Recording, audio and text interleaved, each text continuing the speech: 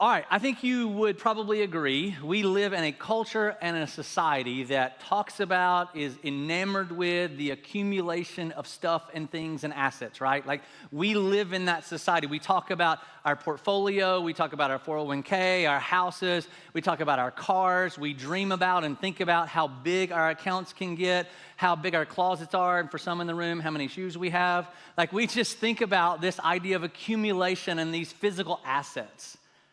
But at the same time, we know that when we think about the greatest assets we have in life, it has nothing to do with those physical, tangible things. When we get into that place where we're running behind, we're late for an event, we don't want another pair of shoes or another car. We need more time. When a deadline is pressing and we don't know how we're going to fit it all in, we need more time. When life is starting to come to an end, the one thing that we want is not our trophies and our things. We want more time. It's one of the greatest assets that we have in life, and we typically don't value it until we don't have enough of it, until there's more that we need or more that we desire. And typically, when we want that time, we want to spend it on or with family or loved ones or people that we care about or care for. We want and need more time with that family. And this is exactly how God has designed it from the very beginning. He started with the idea of having time in relationship with one another as family. It's why he brought us into the world and why he birthed us into the world, that he created this familial or this family concept through which we would work and live and interact with one another. Genesis chapter 1. Then God said, let us make man in our image after our likeness. That's purposeful. You know, when you were a kid and you were growing up, your parents would say, or somebody would come alongside and say to you, you look like mom or dad. That could have been a good thing or a bad thing, right? But you look like them. So God says, I'm going to create and I'm going to birth and breathe into the world these children who are like me. They're supposed to be seen, and when they're seen in the world, people would say, you look like your father because the way you live and how you interact with people in the world. And then he gives us this opportunity to rule over the world just as he does in a different fashion. And let them have dominion over the fish of the sea and the birds of the heaven, over the livestock and over all the earth and over every creeping thing that creeps on the earth. Just in case we missed it, so God said, let us make them in our image. He created us in his own image. In the image of God, he created them, male and female. He created them. And God blessed them, and God said to them, I'm making you like me. And what I have done is I have birthed people into the world. And I've birthed people into the world to have a relationship with them, that they would know me and be in unison and unity and at peace and harmony with me. And so I am making people to be in relationship with me, and I'm encouraging them and commanding them to do the same thing, to be fruitful and multiply and fill the earth with more people made after my likeness and in my image, and subdue it and have dominion over the fish of the sea and over the birds of the heavens and over every living thing that moves on the earth. From the very beginning, this was God's desire, was to create and birth into the world sons and daughters that would be his children, that would live in relationship with him, but not just with him, with one another as brothers and sisters. If you grew up in a traditional setting, you probably called each other brother so-and-so or sister so-and-so, right? That's probably how you interacted with one another. We don't really do that much anymore. Please don't call me brother. Like, I'm your brother, but I ain't your brother from another mother. But that's how God designed it, is that we would be in relationship with each other. We would have this connection as a family. And you remember, maybe you had somebody say this to you, or maybe it took a little while and you realized it. When you stepped into a relationship with your spouse, it wasn't just your spouse you got the in-laws and crazy Uncle Eddie with it, right? There was no choice. You got the whole clan. You thought you were marrying her, but you got all of them, right? You got the in-laws to boot. I don't think mine are here this morning, so I'm okay. All right? But you got everybody. Same thing when you walk into a relationship with God. And we have so much trouble with church people. We have so much difficulty in relationship with other people in general. And sometimes it causes us to isolate individually and say, I'm just going to focus on God. I'm just going to do my own thing. But God says, no, you get the whole body. You get the whole family.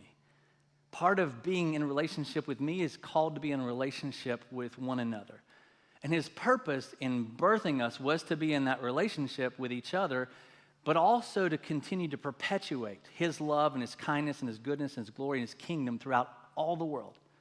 And so God makes this family unit when he creates us in his likeness as his children. He calls us to be brothers and sisters. But then he cements it as he moves forward with this idea of marriage. This family concept takes on this idea of relationship, not just kind of loosely connected, but this tie and this bond and this unity that unites us in covenant relationship with one another that says, I am bound to you relationally no matter the circumstances of our relationship. Those circumstances cannot separate us because we are together and blood and family, and no circumstance can discount that or destroy that relationship. He talks about it in Isaiah chapter 54. For your maker is your husband. So he takes a step further into this marriage idea of unison with one another. The Lord of hosts is his name. The Holy One of Israel is your Redeemer. The God of the whole earth, he is called. And Genesis talks about this idea of relationship and marriage with you and I as well. So we start with God being our father and our husband, that we are the bride for whom he protects and provides for, that he joins in covenant relationship with us that says, I don't care what you do, where you go, or where you run, I am your father, I am your husband, and I will always be in relationship with you, even if you struggle to be in relationship with me once we've been married and united together. And then he calls us to do the very same thing in Genesis chapter 2.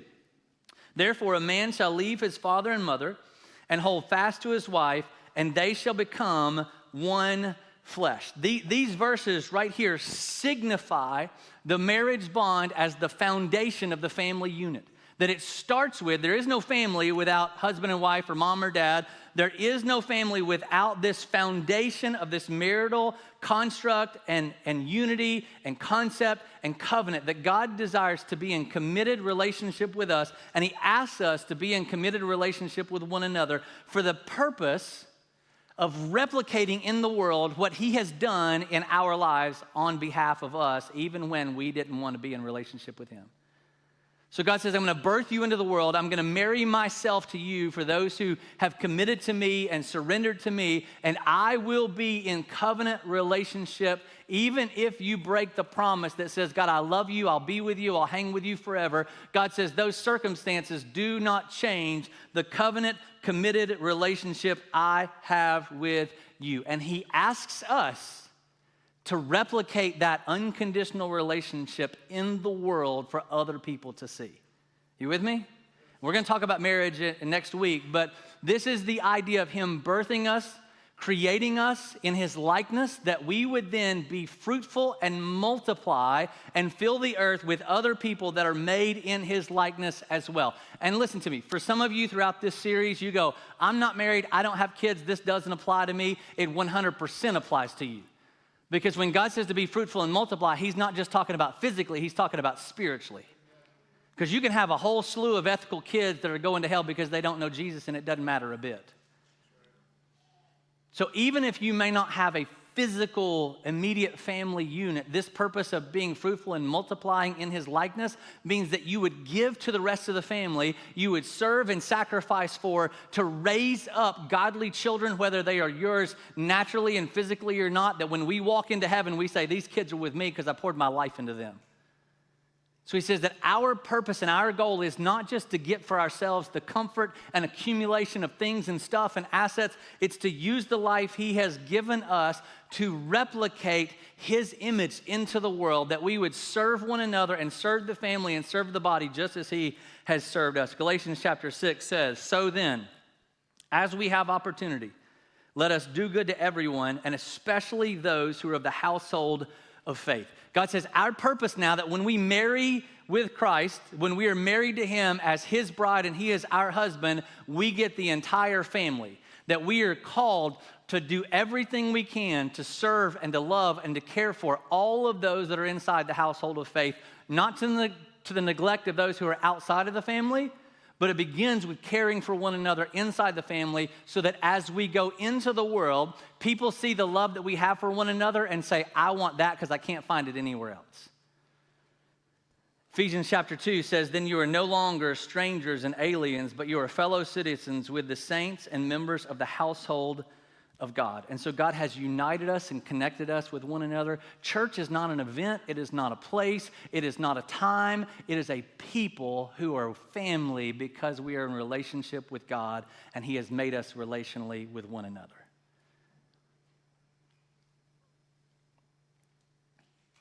Let me, give me just a second.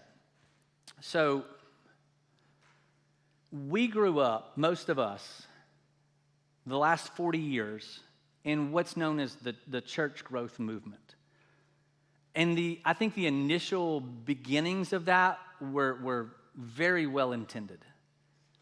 Because God desires for His people to be fruitful and multiply. That's the command. That's the expectation, is that we would multiply the image and the likeness of Christ in us, in the life of somebody else. Not that we do the work of the Holy Spirit, but it is our expectation that we would give and love and serve, which would cause growth and expansion. You see it in Acts chapter 2 when Peter walks out and he speaks and he tells the gospel of Jesus that thousands come, 3,000 that day, and every day more people were added to their number. But somewhere along the way, the last 40 years, we have focused on church growth, which means we focused on programs and buildings and budgets. When the whole purpose of God was a family unit, relationally bound together to pour into other people to grow up godly children, whether they're physical or not, to then send them into the world who would continue to do the same thing, and generation after generation after generation would cause the church to grow. But we focused on the programs and the elements that we think might cause growth, instead of focusing on loving and caring for one another and building and growing healthy people in a family unit that would then just naturally want to give birth to other children and other families in the kingdom of God. You with me? And so we feel like our responsibility as a church is to help this family grow and to help the individual families of this church grow as well. And so we've been talking over this year about core values. And these are values that we don't just have because they sound good or we think they're really cool. These are actually things that we believe if we put into practice, it would help this family and this body grow to be more like Christ, who would then help other people grow to be more like Christ as well. And so the next one we're coming to that we reference is strengthening families. And so this is the idea that we come alongside and we help you grow in your faith and help your family grow as well. And the statement we have for that is that we are compelled, like we feel compelled to do this, that we are to encourage and to equip families for spiritual growth throughout your faith journey. As the leadership of the church, as the ministers of the church, we feel like this is our responsibility, is to come alongside you as a whole and individually, that wherever you are on your faith journey, we're going to encourage you to take a next step. We're going to equip you to help you and your family grow in your relationship with Jesus. And Deuteronomy chapter 4 is kind of the launching point for the verse that we use. Really, a lot of Deuteronomy is great for this, but Deuteronomy chapter 4 verse 9 says, "Only take care and keep your soul diligently, lest you forget the things that your eyes have seen, and lest they depart from your heart all the days of your life. Make them known to your children and your children's children."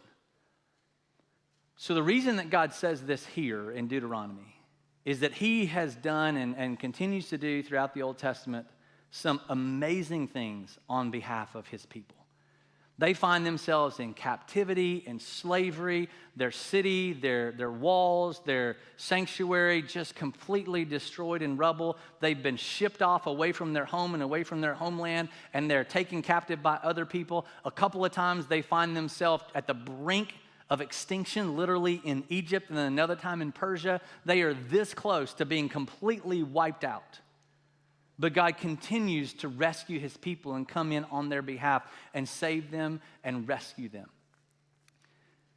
And so what we see throughout all of history and throughout all the Old Testament is that God steps in when this family is struggling. When they're struggling with faith, when they're struggling with belief, when they're struggling with courage, or they're struggling with whatever it is, God always comes through. And the problem is, when we're in that moment and we're struggling with something, Sometimes our kids are so little, they don't see how much we had to lean on God and how much He came through for us. And then their kids weren't even born to know about what has happened and how He has worked in our lives. And so He calls on this people to tell of the stories and the events and how God has come through time and time and time again. He calls them to erect these stones, to write things on tablets, to share things, to carry them with them. It is the job and responsibility of the adults and the family to pass along from one generation all the goodness and the things of God that He's done in their life, and He continues to call us to do the very same thing. And sometimes that means that another family needs to hear your story. That means that another family might need to be included into your life so that their kids can hear, because sometimes as kids we don't listen to our parents, right? But we'll listen to other people, which makes no sense, but we all do it. And so God commands this people to continue to teach and to tell and talk about the things that I have done in your midst, to pass along to them that might not have been alive, to see how I miraculously came through on your behalf. When you got a diagnosis, when you didn't know where the next meal was coming from, when you didn't know how you were going to get another job, and God miraculously brings a check in the mail at the last minute, or provides a way, or gives an opportunity, or brings somebody along that you know was God and you know it was Him. He says, you got to pass that along to the next generation so they know about my glory and they know about my provision and they know about my name. And He says the whole family has to be a part of this, not just the immediate family that lives in this house. It's the responsibility of the body and the family of God to pass these things along, because God desires for us to be in unity and relationship with Him and also with one another, that we share our life with each other. And so the very same thing that He told Adam, He didn't forget about it. It wasn't like God said, hey, Adam and Eve, I want you to be fruitful and multiply. Y'all messed up. Well, let's just scrap that plan and let's just go with something else. He continues this plan with Noah and his family in Genesis chapter 8. But I will establish my covenant with you, the same covenant He made with Adam.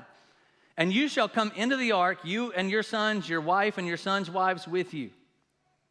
And in this moment, God is planning to wipe out the rest of mankind because we had strayed away from Him. But God says, no, my plan with my people is still the plan.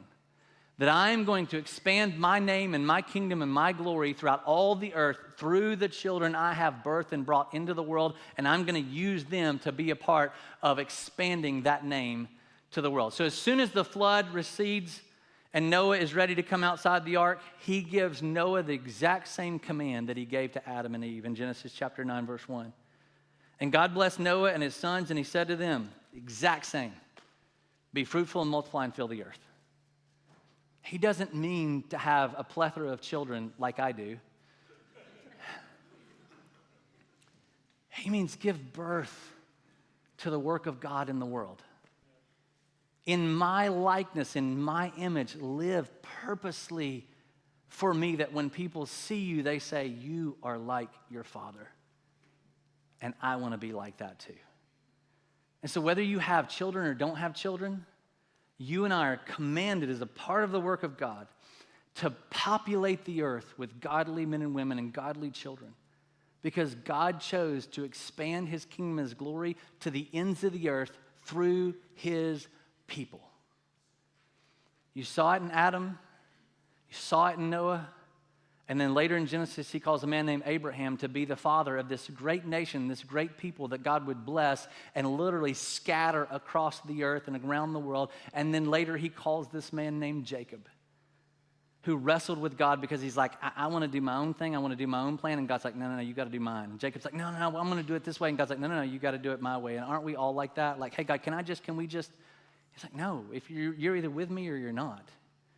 You got to do it my way. And my way is to fill the earth with godly children, physically and spiritually. And so He calls this man named Jacob. He changes his name to Israel.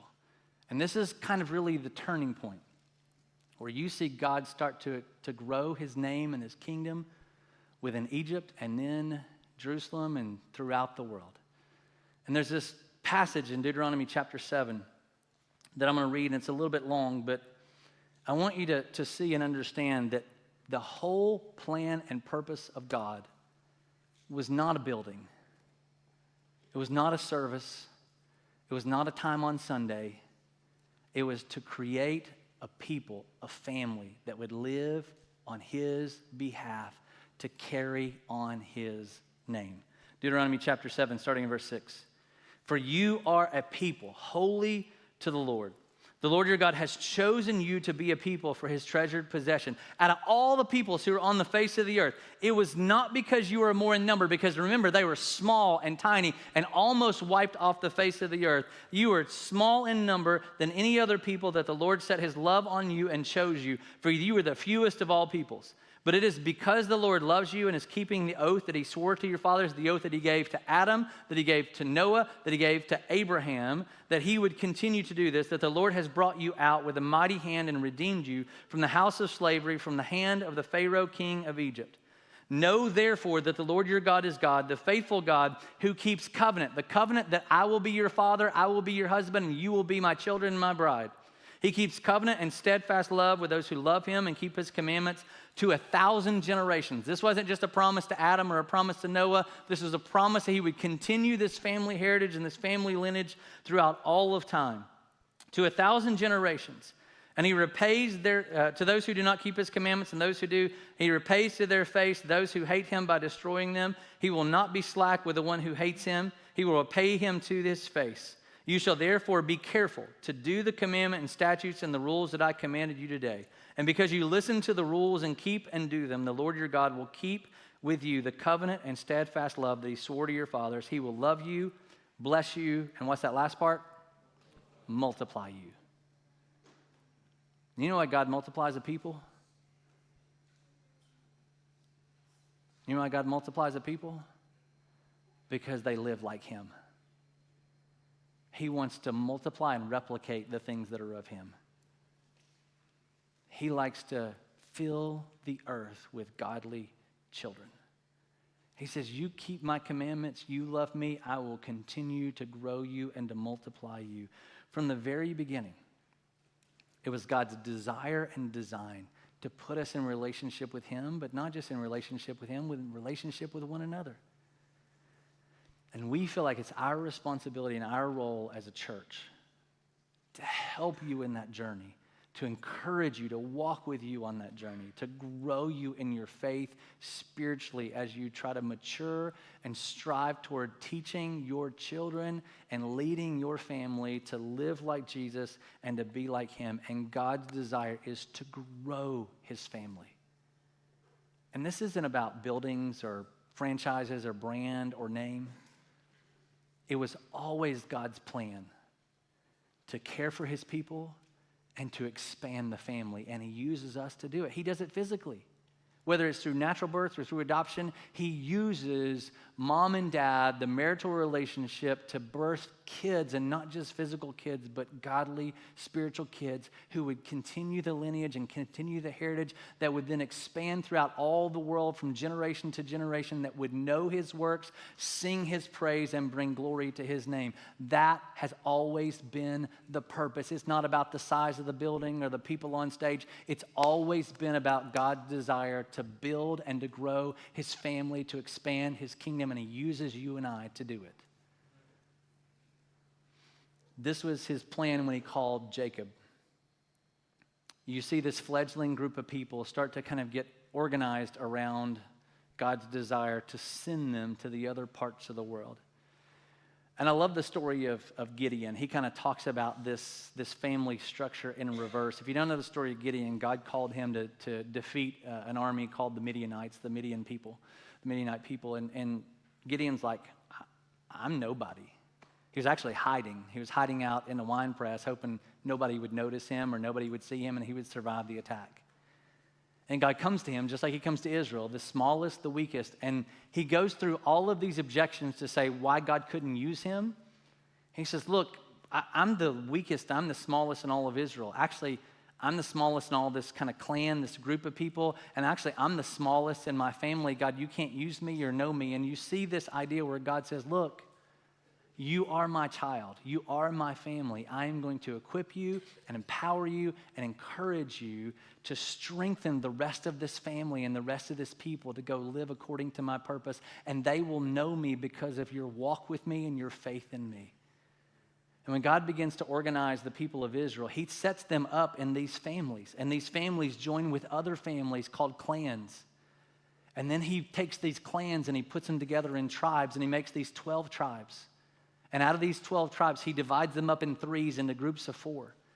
And as they walk through and circle around the wilderness for 40 years, this is how they live and they march and they worship together as families and as a family unit, not in isolation individually or as an isolated family. They are together experiencing the difficulties, the highs and the lows, the joys and the leaning on God together, sharing stories of all the things that God has done in their life, and kids from other families hear the things that God has done in their life. And it was his purpose to put them together in all of these groups, in these 12 tribes, in these 4 groups, in these 2 kingdoms, that ultimately they would be a people, one people, who are the people of God, called by his name to expand his glory, to multiply godly children throughout the world. And so God has continued that very same work through the church. But unfortunately, we live in a day and an age that is more focused on accumulating things than we are in sharing our life with one another. We live in this era of isolationism, that I'm going to stay separate and I'm going to stay isolated. I'm going to do my own thing, when God says, no, the whole purpose was to create a family that you would share intergenerationally with one another, and you would share interfamily with one another, so that kids could hear and see all the things that God has done, not just in their immediate family, but in the whole family of God. And so as we begin this series, I just wanted to give you this overview of what it looks like to be family, the purpose of God. It's not about a church or a name or a building.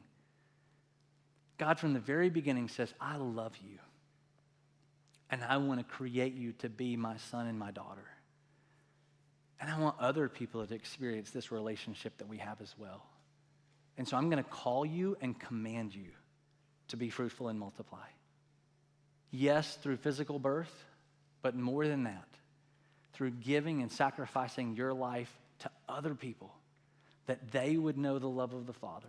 They would be called to live under his purpose, and they too would be equipped and sent out to then expand the kingdom in the lives and the families of other people they encounter throughout the community and throughout the world. And generation after generation, God has continued to call us to be a part of expanding his family and his kingdom in the world.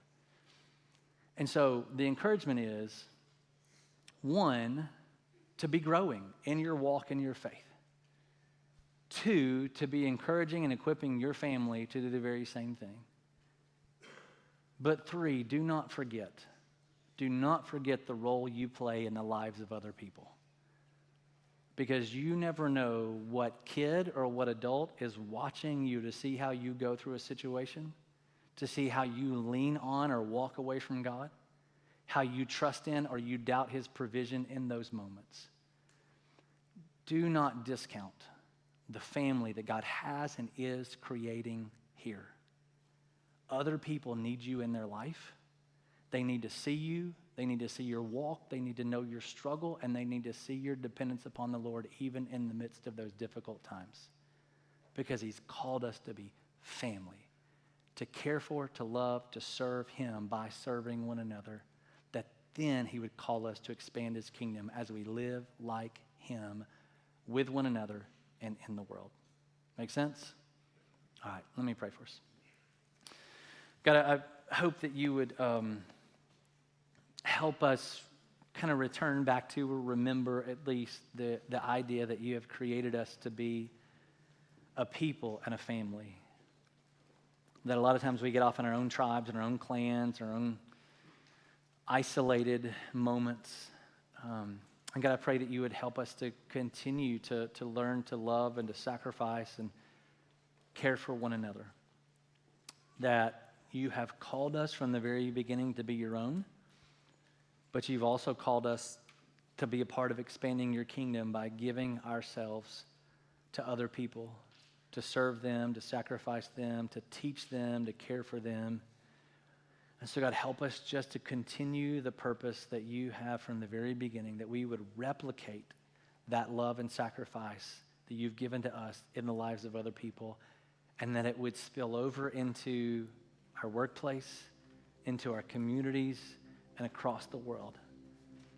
That the love that the family of God has for one another cannot be replicated or duplicated anywhere else. And it would cause people to say, I want to be a part of that family. I want to be cared for like that. I want to be loved like that. Because we know, Jesus, you said that they will know you by your love for one another. And so, God, help us to be family. We ask in Jesus' name. Amen.